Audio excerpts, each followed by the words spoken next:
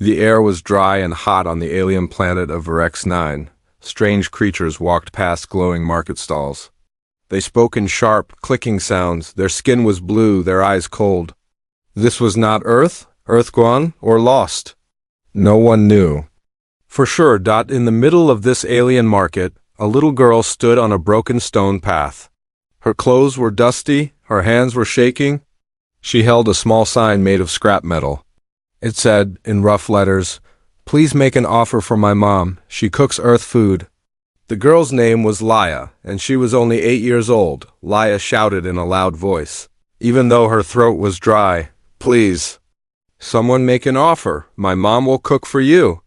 Real Earth food, delicious food. Many aliens walked past her. Some looked at her with cold interest, some laughed. Some just ignored her. A tall insect-like alien came near and hissed. "Two." Old, no use, no offer. Laya did not move. She just held the sign higher. Her eyes were full of tears, but she would not cry again. She had already cried too much. Behind her, inside a small rusty cage, a woman sat quietly. She had dark hair tied back with a piece of string. Her name was Myra, Laya's mother. Once, she was a chef on Earth. Now, she was a number in a slave list. Myra spoke softly. "Laya, don't do this, I told you." But Laya shouted again, "Please, someone, make an offer for my mom. She's not just a worker. She can cook food that will make you feel things." Suddenly, everything went quiet. A man had stopped in front of Laya, but he didn't look like the other aliens. He was human. He wore a long, dark coat and gloves. His face was calm, but his eyes were sharp. He looked at the sign, then at the girl, then at the cage. "How much?" he asked in a low voice. Laya didn't know what to say. She had not expected anyone to stop. "Anything. Just take her. Don't let the market lord sell her to the mines. Please." The man reached into his coat and pulled out a small gold cube. It glowed softly. The alien merchant nearby gasped. "That cube was worth more than 10 slaves. I'll take both." The man said, The merchant hissed in fear. "Both? That's not allowed. Only 1 human per bid." "That's the rule?" The man stared at the merchant. His voice was calm, but full of weight. "Take the cube. Break your rule." The merchant looked around nervously, then grabbed the cube and ran off. The cage door opened. Myra stepped out slowly, confused. "Who are you?" she asked the man. He didn't answer. He just turned and walked away. Laya ran after him, pulling her mother's hand. They followed him through the market, past strange smells and flashing lights until they reached a silent black ship hidden behind a wall of old junk. The ship's door opened without a sound. Inside, everything was clean and silver, smooth floors, bright lights. Strange humming. Laya held her mother's hand tightly. The man turned around. "Sit down," he said. "You are safe now." Myra frowned. "Why would you do this?" "Why pay so much for us?" The man looked at Laya and spoke to the mother. "Because your daughter said something very interesting. She said your food can make people feel things." Myra nodded slowly. "It's just food." The man shook his head. "Not on this planet, not in this galaxy. Most species have removed emotion. They don't feel joy, memory, sadness, but humans. We cooked with soul, with history, with love." He looked directly at Myra. "Your cooking might be the key to something bigger, something the aliens can't control, something they fear." Laya looked up at the man. "You believe me?" she asked. He nodded. "Yes, and I'll prove it. But first," he pointed to a small kitchen at the back of the ship. "Cook something simple, something from Earth." Myra hesitated, then slowly walked to the kitchen. She picked up strange tools, opened small drawers. Somehow, her hands knew what to do. She found salt, water, a kind of flour, some oil. She started to make simple flatbread. The man stood silently, watching as the smell of hot bread filled the air. The ship made a soft beep. Then another. Lights blinked. "Emotional wave detected," said the ship's voice. "Trigger, human memory sequence." "Location, kitchen," the man smiled. "It works," he whispered. "She's the one." Laya looked at her mom, confused. "What does that mean?" The man answered without turning around. It means your mom is not just a cook, she's a weapon.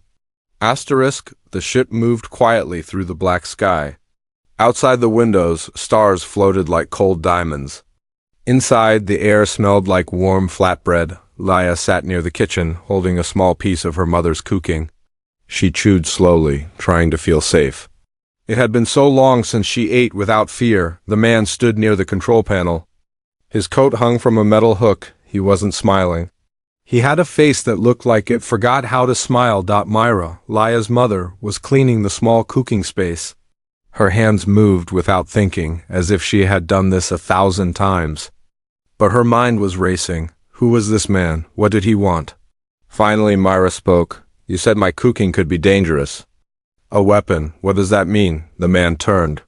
His eyes were dark, sharp, and full of secrets. He walked slowly to the center of the room. Do you remember Earth before it fell? He asked. Myra nodded. Yes, I remember the day it was taken. I was cooking when the sky turned red. He nodded, and the aliens didn't destroy the buildings. They destroyed the memories. The culture? They broke what made us human. Laya looked up. But why? The man crouched down to her level. Because emotions are dangerous. Feelings give people strength. Memory gives them power. And your mother's food. It can bring those memories back. Myra's hands froze. I was just making bread, she said softly. The man stood again. That bread made my ship send alerts. It triggered emotional waves, and not just inside us. My ship is linked to the Galactic network. It felt something. Old, something human. He pressed a button on the wall. A soft light glowed, and a hologram appeared. It showed a group of aliens, tall, silver-skinned, with long arms and blank eyes. They sat in a circle, silent. These are the ones who rule the system, the man said.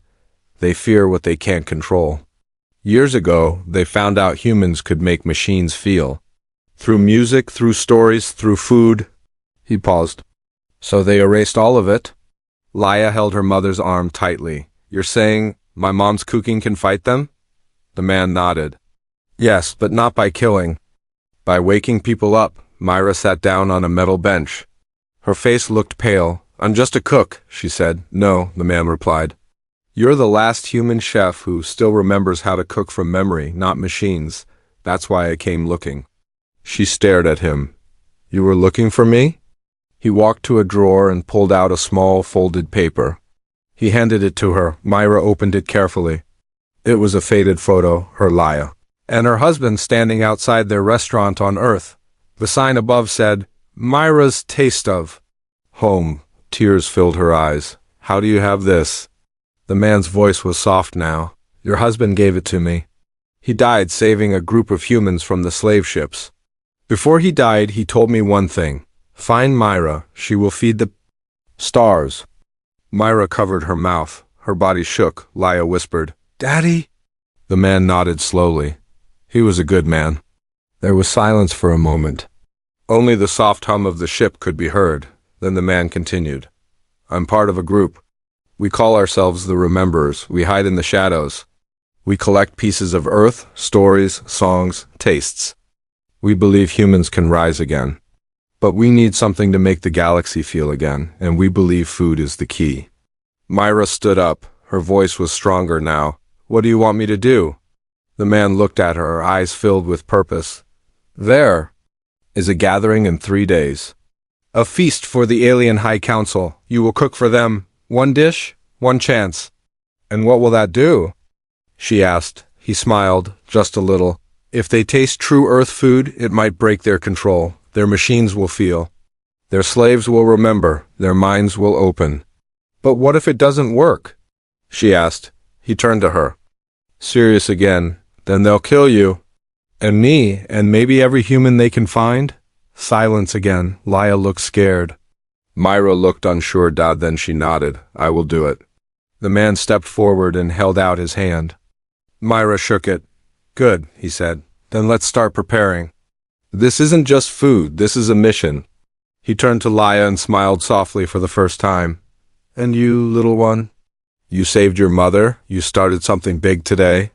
Laya blinked. I just wanted someone to help. The man nodded. And sometimes, that's how revolutions begin. The ship floated through deep space like a silent ghost. Inside, Myra stood in front of a sleek, silver cooking station. The tools were strange. The heat came from invisible burners. The ingredients were stored in glass orbs that floated midair. She had never cooked in a place like this before. The man stood nearby, watching closely. His name was still a mystery. He hadn't shared it.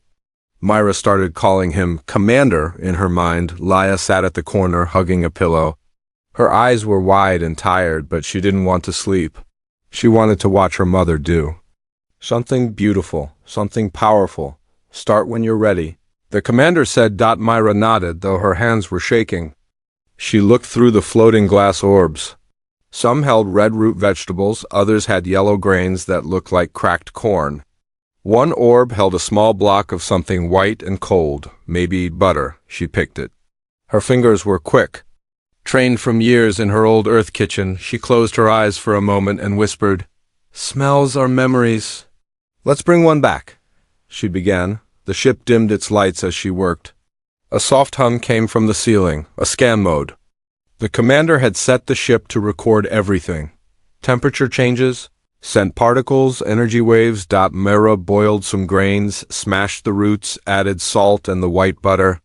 Slowly, a warm, rich smell filled the room. Laya smiled. "It smells like home." The commander didn't speak. He pressed buttons on a screen.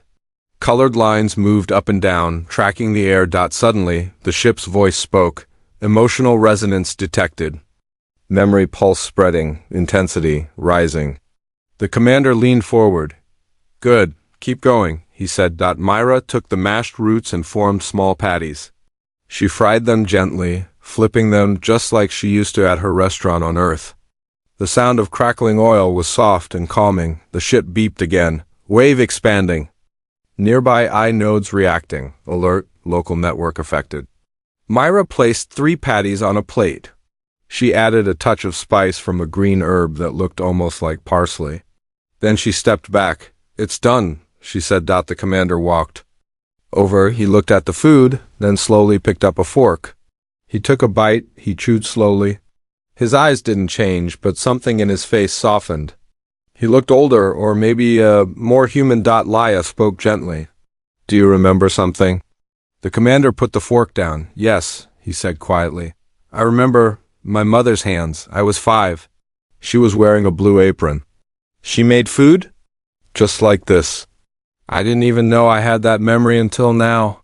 Myra's eyes filled with tears. The ship beeped again. External signal detected. Incoming message. The commander moved to the control screen and tapped fast. A new voice came from the ship's speaker. It was deep and alien, unregistered human craft. "You are leaking emotional radiation. Identify yourself." Myra froze. "They found us?" The commander's jaw tightened. "They noticed the food." "That's faster than I thought." He turned to Myra. "This test was not just for me. It was for them. I wanted to see if your cooking could reach the network." It did. Laya stood up. "So, what now?" The commander looked out the window. A dark shape appeared in the distance, an alien probe ship, sleek and silent. "We leave, now." He pressed a button. The ship jumped forward with a loud boom. Light turned into blur. Stars stretched like strings of light. "We're heading to the outer rings," he said. "There's a rebel base. They need to see this. They need to taste your food." Myra sat down. Her heart was beating fast. "You tricked me." The commander didn't argue. "I tested you. You passed." That dish woke something. "Not just in me, in the system." He turned to Laya. "Your mom's food is data. It's art. It's emotion. The aliens removed all of that to keep people weak, but now it's coming back." Laya smiled proudly at her mother. "You're not just a cook anymore, Mama." Myra looked at her hands, the same hands that once flipped pancakes, chopped onions, made birthday cakes. Hands that now, somehow, were part of a quiet rebellion. "I just want to feed people," she said. The commander nodded. "Then feed them, one plate at a time, one memory at a time. And maybe, just maybe, We'll take back what we lost. As the ship flew deeper into space, Mara turned back to the kitchen. She pulled out more orbs, more spices. She didn't need weapons. She had recipes, and she was ready to fight. Asterisk. The stars outside the ship blinked like old warning lights. Inside, the hum of the engine echoed softly, a sound of movement, of escape. Myra stood in the kitchen, stirring something in a round silver bowl. She wasn't cooking for a meal, she was cooking to think. Food helped her mind slow down, helped her breathe. Laia had finally fallen asleep. She was curled up near the engine room, her head resting on a blanket made from old pilot suits. She looked peaceful. It had been a long time since Myra had seen her like this. The commander walked in, holding 2 steaming cups. He handed one to Myra. Tea, he said, synth grown. Tastes real, almost. Myra took it with a nod. She sipped carefully. It was warm and bitter, like old memories. You haven't told me your name, she said without looking at him. The commander raised an eyebrow. Names don't matter much in the outer rings. They do to me, she replied. He sighed. Call me Rayan. Myra looked up. Is that your real name? Rayan didn't answer. He stared out the window. It was a long time ago. They stood in silence for a moment, then Myra asked, Why food? Rayan turned. Why did you become a cook? She thought for a moment. Because food is love. You feed someone, you give them warmth, memory, comfort. Rayan nodded. Exactly. That's why the aliens destroyed it. He walked to a small panel and pressed a button. A hologram lit up, a map of the galaxy. Red dots glowed in many places. Each red dot is a rebel hideout, human survivors. Some are old soldiers, some are scientists. Some are just scared people trying to stay alive. Myra looked at the map. So many. And still not enough. Rayan said, They're losing hope. We can't beat the alien masters with weapons. Their machines are too strong. But we can make them remember. Through food? She asked. Yes, he said firmly. There's an old legend among the rebels, a story about something called the taste of Earth. They say one bite can bring a person's whole past back. Emotions, strength, even courage. He turned toward her. When I ate your flatbread, I remembered my mother's face. I hadn't seen it in my mind for 20 years. Your food woke it up. Myra looked down. I never thought of food as magic. It's not magic, Rayan said. It's human. He sat down and pulled out a small device. A blue light glowed, showing the image of a tall alien tower. This is the High Council Tower on planet Zoreth. It's where the leaders of the control species meet. Once a year, they host a feast, a display of their dominance. Every dish is made by machines, no flavor, no soul.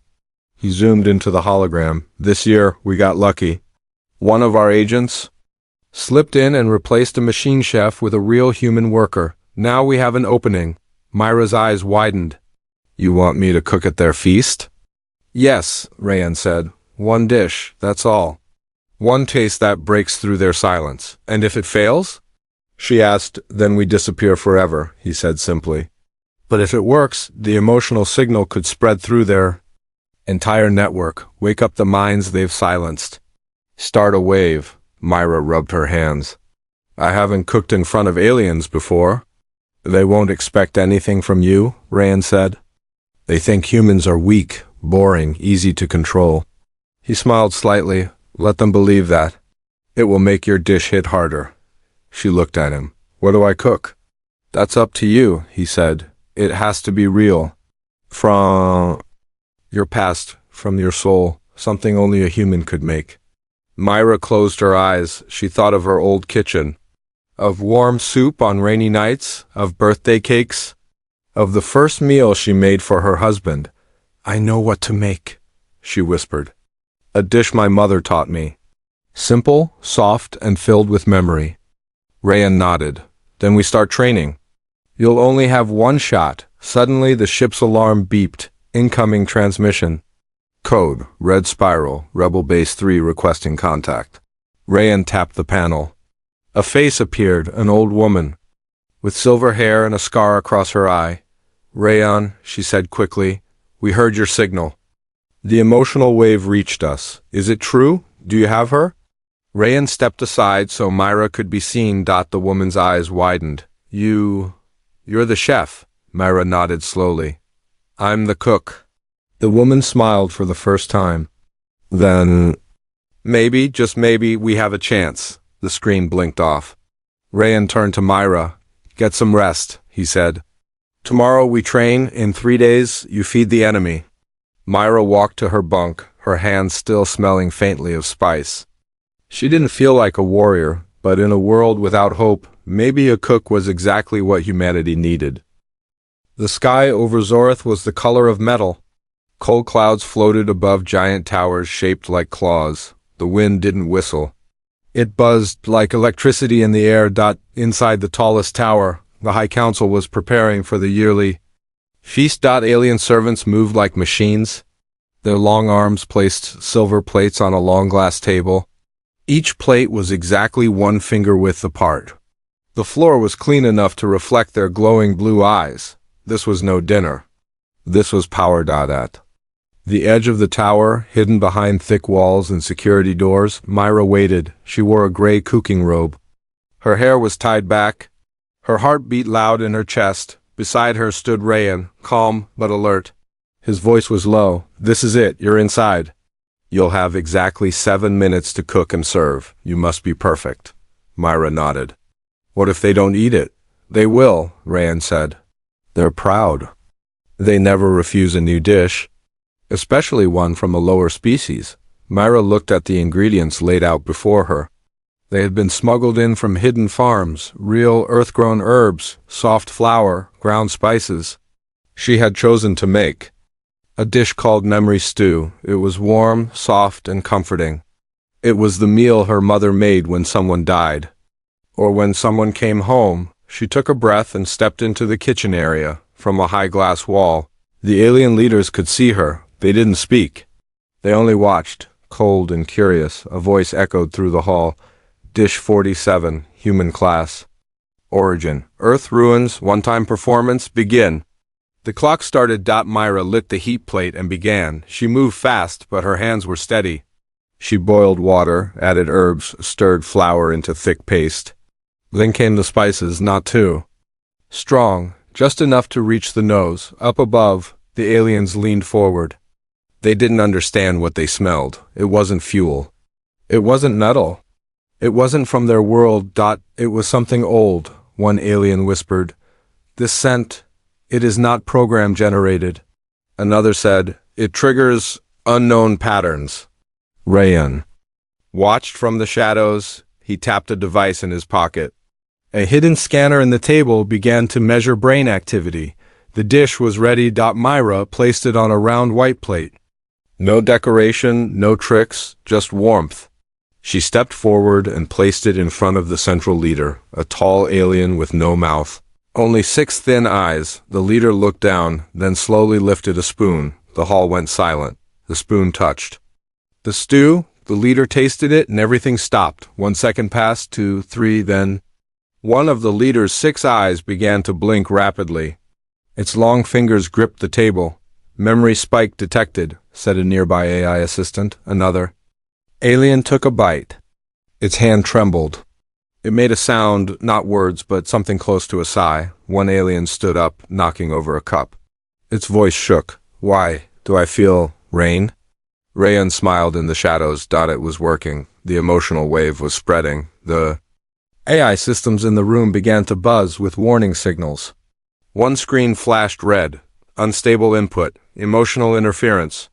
Core processing error. Suddenly, the central leader stood up. Its voice rang through the tower. This is not food. This is a virus. Myra froze. Guards began to move, but it was too late. One alien collapsed, shaking. Another began to laugh, an emotion they had not felt in centuries. A third fell to its knees, crying without understanding why. The glass wall cracked slightly. From the energy spike, Rayan pulled Myra behind a steel column. You did it, he whispered. You hit their minds. But they're calling guards, Myra said. We planned for that. He pressed a small button. The walls shook. Explosions echoed from deep inside the tower. Human rebels in disguise were already inside. The chaos had begun. Myra held Laya's photo in her pocket. I didn't want to start a war. You didn't, Rayan said. You reminded them they were alive. That's more dangerous than any war. From above, the tower lights blinked. And died. Myra looked up. What now? We escape. And let the wave spread. As alarms screamed and glass shattered, Myra ran beside Rayan through the back corridors. Her heart was pounding, but not from fear, from purpose. Sirens wailed through the High Council Tower. Red lights flashed. Smoke rose from deep below, curling like gray fingers through the metal halls. Myra ran. Behind her, the kitchen was in flames. The dish she had made, warm, soft, full of memory, had done something no weapon ever could. It broke their minds. The alien leaders were falling apart, not from bullets, but from emotions they had buried long ago. Grief, laughter, homesickness, things they didn't even have names for anymore. Rayan ran beside her, his coat flapping behind him like a flag of war. This way, he shouted, turning sharply down a metal corridor. The lower levels lead. To the tunnel, they rushed past stunned alien guards. Some were crying. Others stood still, confused, lost in visions they couldn't understand. A young alien soldier looked at Myra and whispered, "Why do I feel like I've been hugged?" Myra didn't answer. She just kept running. Laya was waiting at the end of the tunnel, hidden inside a service pod, exactly where Rayan had told her to stay. They had planned this moment carefully, but nothing could prepare them for the wave of emotion spreading across the system. The cooking had triggered more than a few feelings. It had unlocked memories in every connected mind. Alien and human. And that meant the world was waking up. Rayan opened a door with a metal punch code. The wall slid aside, revealing a narrow stairway going down into the dark. Go, he said. Down to the pod dock. I'll hold the entrance. Myra froze. No, come with us. He pulled out a long black device. Not a gun, but something more complex. I have to stay. If they catch up, they'll seal the door. You won't make it? She grabbed his arm. You brought me this far? He looked her in the eyes.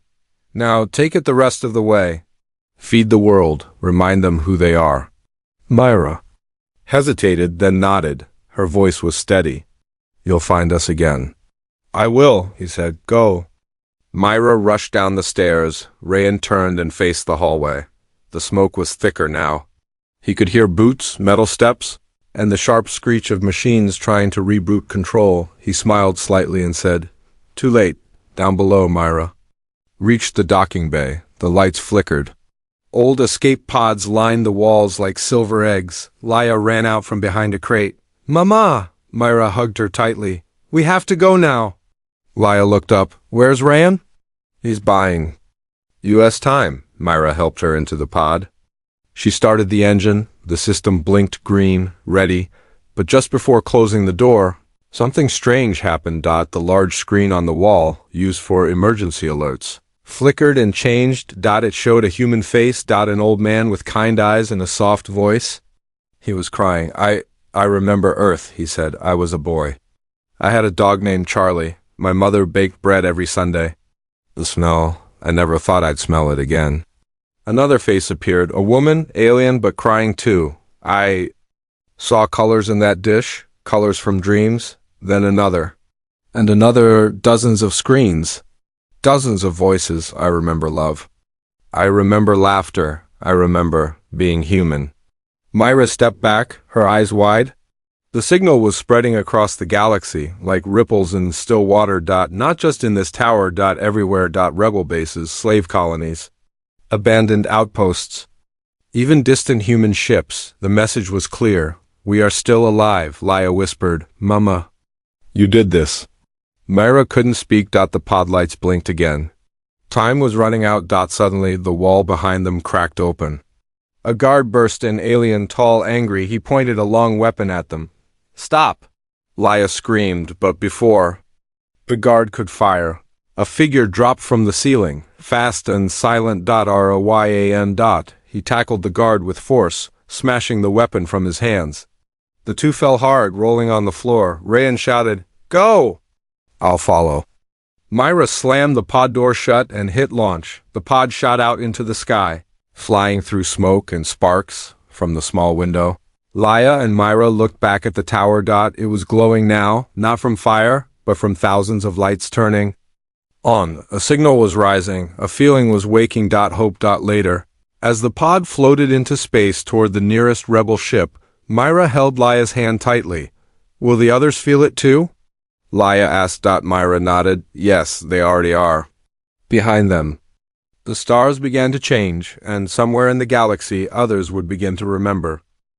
The stars above Earth were quiet now. The warships had gone still. The control towers no longer spoke. For the first time in many years, silence meant peace, not fear. Myra stood on the rooftop of the old Sky Market Station, once a trading hub for slaves. Now it was a rebel command post.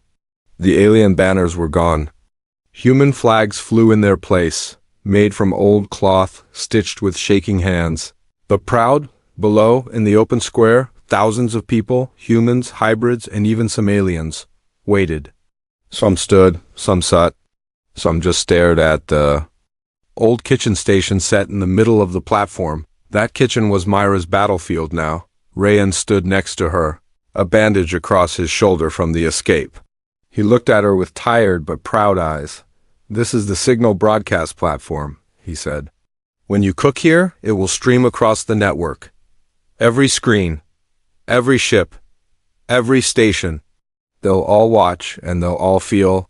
Myra looked down at the table of ingredients. Nothing fancy, just what they had. Leftover rice, dried herbs, a bit of oil, a few root vegetables, soft and scarred. Are you sure this will be enough? She asked. He smiled.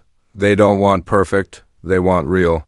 Myra nodded. Laia came up beside her, holding a small box beside it, the last spice jar from their restaurant on Earth. Her father had saved it. Myra opened the lid and smiled. Still smells like home. She stepped forward, her voice calm but strong. Begin recording. Rayan said into the mic. Soft beep came from above. The galaxy was now watching. She began with the rice, boiled it in clean water from the rebel tanks, stirred it with care. Next, she sliced the vegetables. Not perfect, not pretty, just honest. The oil hissed as she dropped the pieces into the pan. The smell spread across the rooftop. People leaned forward. Even the wind seemed to pause. Myra added herbs. Then, carefully, she took a pinch of the spice from the jar, just enough to unlock memory. She stirred slowly, each motion full of meaning, not fast. Not for show. This meal was not for the rich. It was for the tired, the broken, the forgotten. In space, the feed played on 100,000 screens. A pirate captain stopped his ship to watch. A miner in the deep tunnels took off his gloves. A prisoner on a silent moon began to cry. Even a few alien children sat cross-legged, watching something. They didn't understand, but felt the food was ready. Myra stepped back. Rayan brought the plate to the edge of the platform. He spoke into the microphone. This is not just food, this is memory. This is humanity. He handed the plate to the oldest rebel in the crowd, a woman who had forgotten her own name. Years ago, she took a bite and her eyes filled with tears. I remember music, she whispered. My mother sang while she cooked. She looked up, shaking. I thought I lost that forever.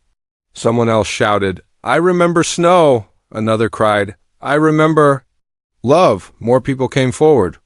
More bites. More memories, laughter, tears, clapping, then something bigger. The Rebel Network's AI, once cold and lifeless, spoke softly. Emotion code detected. Core memory unlocked, rebuilding human archives. On every screen, lost human art, music, voices. Laughter began to replay. From Earth. From before. Myra's dish had pulled it all back. Above the sky. The last alien control ship powered down. Its leader stood alone, watching the feed. He did not speak, but he lowered his head, not in shame, but in respect. He felt something. And he understood. On the rooftop, Myra sat with Laia. People were still eating, hugging, sharing stories. The world was beginning again. Rayan joined them. You did it, he said. Myra shook her head. We did it. He looked at the crowd. They'll WRIT songs about this. Paint pictures, tell stories. Laya smiled. And they'll be hungry. They laughed, truly laughed. For the first time in a long while, Myra looked at the pot. Nearly empty now, I think, she said. It's time to reopen the kitchen. Rayan nodded. What will you call it? She smiled. Taste of Earth? And this time, the whole galaxy would be welcome.